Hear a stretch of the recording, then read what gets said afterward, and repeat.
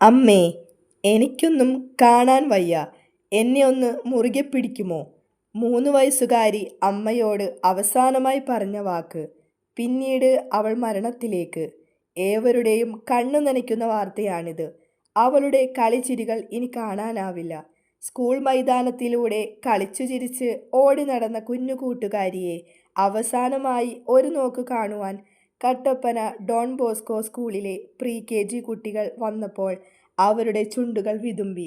തങ്ങളുടെ കൂട്ടുകാരി ഇനി തിരിച്ചു വരില്ലെന്ന് അവർക്കറിയില്ല. കോട്ടയം മെഡിക്കൽ കോളേജിൽ നിന്ന് വൈകിട്ട് 3:30 സ്കൂളിൽ എത്തിച്ച മൃതദേഹം വൈകിട്ട് 4 വീട്ടിലേക്ക് കൊണ്ടുപോയത്.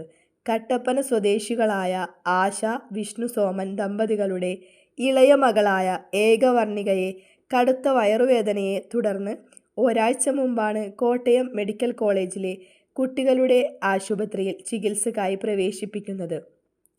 എന്നാൽ കാര്യമായ പ്രശ്നം ഒന്നും ഇല്ലെന്ന് പറഞ്ഞ് ആശുപത്രി അധികൃതർ അവിടെ നിന്നും തിരിച്ചയക്കുകയായിരുന്നു. എന്നാൽ വീട്ടിലെത്തിയിട്ടും അസുഖത്തിന് കുറവൊന്നും ഉണ്ടായില്ല. പിന്നീട് അടുത്തുള്ള ആശുപത്രിയിൽ ചികിത്സ നേടി. എന്നാൽ നില ഗുരുതരമായതോടെ വീണ്ടും കോട്ടയം മെഡിക്കൽ കോളേജിലേക്ക് തന്നെ കുഞ്ഞിനെ കൊണ്ടുപോവുകയായിരുന്നു.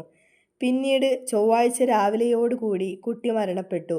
ചികിത്സാ പിഴവാണ് കുട്ടിയുടെ മരണത്തിന് കാരണമായത് എന്നാണ് മാതാപിതാക്കൾ ആരോപിക്കുന്നത്. മോളെ നോക്കുവാൻ 1-2 തവണ പറഞ്ഞതാണ്. എന്നാൽ അവർ അത് ചെവിക്കൊണ്ടില്ല. രാത്രിയിട്ട ട്രിപ്പ് രാവിലെയായിട്ടും അരക്കുപ്പി പോലും തീർന്നിട്ടില്ല.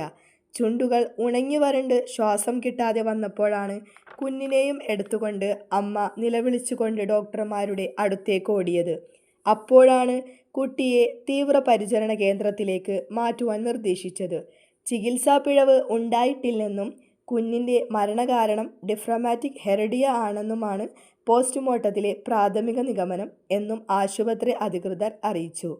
ഇത്തരം വാർത്തകൾ അറിയുന്നതിനായി ചാനൽ സബ്സ്ക്രൈബ് ചെയ്യുക.